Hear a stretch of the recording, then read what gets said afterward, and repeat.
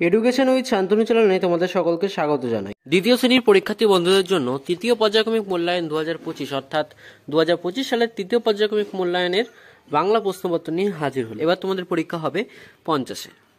প্রশ্নপত্র 1 দাগে বলা হয়েছে প্রজাপতি কবিতার প্রথম 10 লাইন লেখো, যার পূর্ণমান হচ্ছে 10।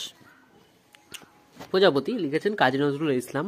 প্রজাপতি প্রজাপতি কোথায় গেলে ভাই এমন রঙিন পাখা, টুকটুকে লাল নীল ঝিলমিল আঁকা বাঁকা, কোথায় পেলে ভাই এমন রঙিন পাখা, মোর মন যেতে চায় না পাঠশালাতে, প্রজাপতি তুমি নিয়ে যাও সাথে করে তোমার সাথে প্রজাপতি, তুমি হাওয়ায় নেচে নেচে যাও আর তোমার মতো মোরে আনন্দ দাও, এই জামা ভালো লাগে না দাও জামা ওই ছবি আঁকা। এই হলো তোমাদের 10 লাইন।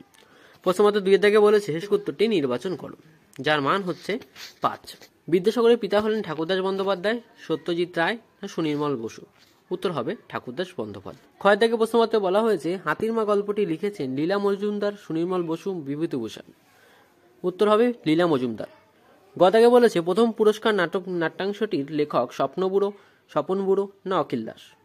উত্তর হবে স্বপন বুড়ো। ছুটি কবিতাটির লেখক সবিনতা, রাহিম শাহ নাকি পূর্ণলতা? উত্তর হবে রাহিম শাহ। প্রশ্নপত্রে মধ্যে বলা হয়েছে রবি ঠাকুরকে তারা বাবা কত টাকা দিয়েছিলেন, 500 টাকা, 300 টাকা না 700 টাকা? উত্তর হবে 500 টাকা। ক স্তম্ভ এবং ক্ষয় স্তম্ভ মেলাও। 3 দাগের প্রশ্নপত্রে বলা হয়েছে ক স্তম্ভ ক্ষয় স্তম্ভ মেলাও, যার মান 8।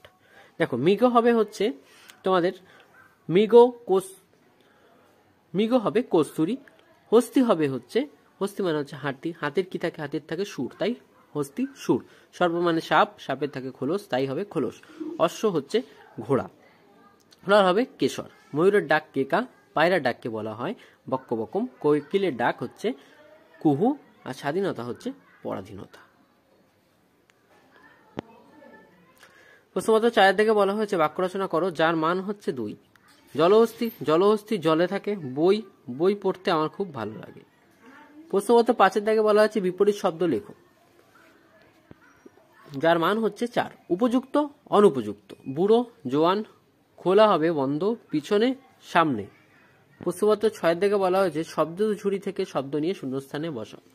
দেখো ডান দিকে তোমাদের বেগুনি কালি দিয়ে আমি শব্দ ঝুড়িটা করে দিয়েছি, যার মান হচ্ছে 6। দেখো প্রশ্নপত্র কয়েক দাগে বলেছে খোল থাকে সাপের, টাট্টু ঘোড়া হলো বাচ্চা ঘোড়া, বাড়ি তৈরি করেন হচ্ছে রাজমিস্ত্রি, মাঠে ফসল ফলায় কৃষক, ফুলকে বলি আমরা পুষ্প, গাছকে বলে বৃক্ষ। প্রশ্নপত্র 7 দাগে বলেছে নিচে শব্দগুলি থেকে যুক্ত বর্ণ খুঁজে লিখি, যার মান হচ্ছে 4। ক দাগে বলেছে পরিষ্কার, এখান থেকে আসছে তোমার যুক্ত বর্ণ দন্তের শয় কয় আকার। আন্দাজ, আন্দাজের থেকে আসছে দন্তের 9 দয় আকার। শক্তর থেকে আসছে কয়ত, আর ট্রেন থেকে আসছে টয়রফলা। এবার এক কথা উত্তর দাও, যার মান হচ্ছে 5। স্কুলে কিসের ক্লাস চলছিল? উত্তর হবে ভূগোলের। খ ক্যামেরাম্যান এর শখ কি ছিল? উত্তর হবে হাতিরা কিভাবে জল খায় সেটা দেখার। গদাকে বলেছে বাবা কিভাবে ছেলেকে ইংরেজি সংখ্যা চেনালেন? উত্তর হবে রাস্তার ধারে থাকা মাইল ফলক দেখিয়ে। গদাকে বলেছে ছোটবেলার নরেন বড় হয়ে কি নামে পরিচিত হলো? উত্তর হবে স্বামী বিবেকানন্দ। মেঘের মুলুক বলতে লেখক কোন জায়গার কথা বুঝিয়েছেন? উত্তর হবে দার্জিলিং। তারপরে 8 নম্বরে বলা হয়েছে ছবি দেখে নিচের প্রশ্নগুলির উত্তর। এখানে দুটো ছবি দেওয়া আছে, এই দুটো ছবি তোমাদের লিখতে হবে, অর্থাৎ ছবি দেখে তোমাদের লিখতে হবে যে কি বলতে চাইছে, যার মান হচ্ছে তোমাদের 6।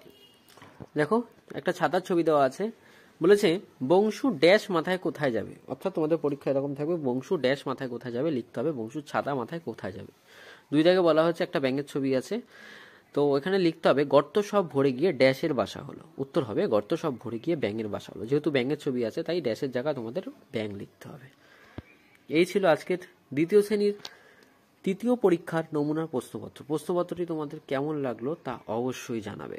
চ্যানেলে নতুন হয়ে থাকলে চ্যানেলটিকে অবশ্যই সাবস্ক্রাইব করে দেবে ও বন্ধুদের মধ্যে বেশি বেশি করে শেয়ার করে দেবে।